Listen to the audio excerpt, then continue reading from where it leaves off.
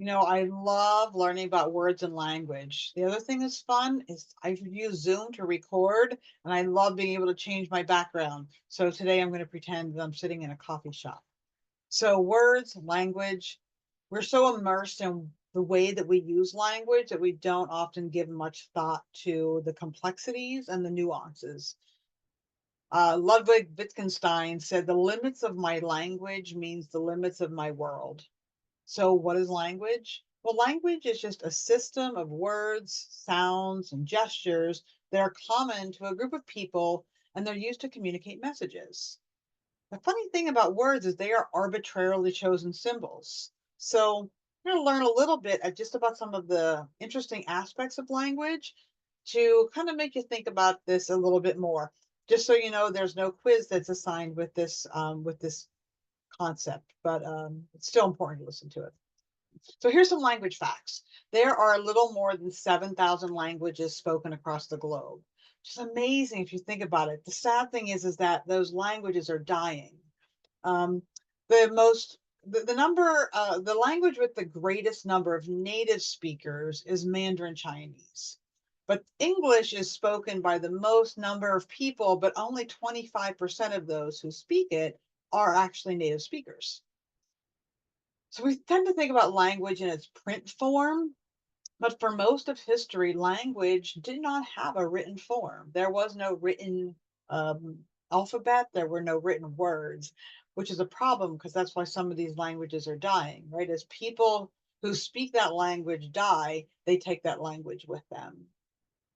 Now, many believe that the language we speak shapes the way we think. There's a TED talk about that, and the discussion this week focuses on that.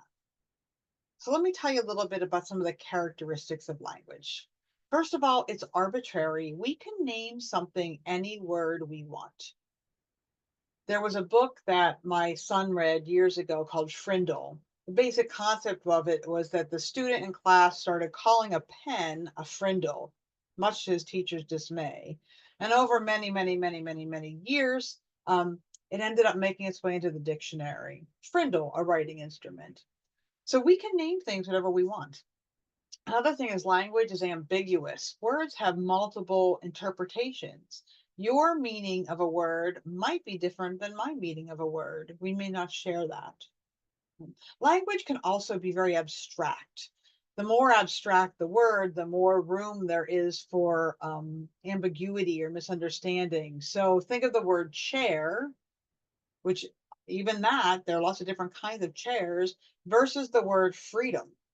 Freedom is much more abstract than chair is.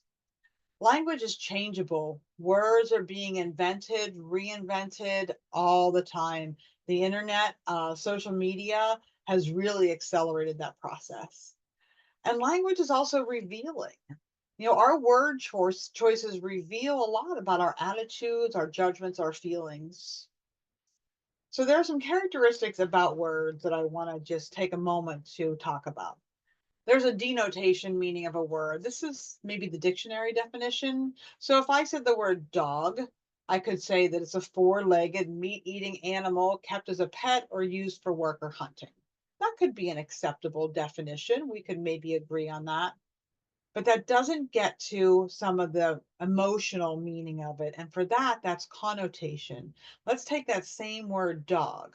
My parents live in an assisted living facility. I have a lab mix, and I often take Coda with me over there. She loves to see people. But a couple of my mom's caregivers are terrified of dogs. They've both had bad experiences with the dog. So even though they didn't have any bad experiences with Coda, just the thought of a dog really makes them very, very scared. That's the connotative meaning of a word. That's the emotion that comes with it. We can even think of a word like, let's think about a place where you live. It might be a home. It kind of gives you a cozy, loving, comfortable feeling. Maybe it's a house, the actual building. It's a residence. Think about, if we're at a college where there would be residence halls, right? Not very warm feeling. It's kind of like, all right, it's a place collectively where students live. And or maybe even the word dwelling. It's kind of primitive. I might think of a hut or I might think of a tent. Those all home, house, residence, and dwelling. All can be a place where someone resides, but the connotated, the emotion behind them is a little bit different. So here are just a few lessons and insights I hope that you learn. The language we speak can influence the way we understand the world. Again, those TED talk about that. We'll learn a little bit more. We all have different interpretations of words, so we need to be thinking about that as we use language, as we use words. For our presentations, that will become important because we want to try to avoid jargon that people wouldn't understand. When talking with someone who is not familiar with the language, we need to be mindful of how you explain a concept. And like I said about jargon, this is not just people who are not native speakers of a language, but even the jargon. Maybe you've gone to the doctor and they've said a word and you don't really know what that means.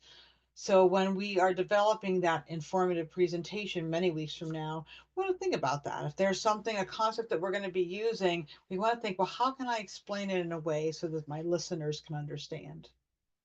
Language allows us to take what is in our head and let others understand us more. And that is a very powerful concept to be able to shape ideas. Um, Nuances of language apply to every speaking situation. So it's true for a recorded speech, it's true for a speech or a presentation in front of a live audience, but it's also true on the phone with my friend, hanging out with my family, sometimes even those conversations in our head. So language, it is dynamic, it is complicated, it is messy, and it sure is a lot of fun to learn about.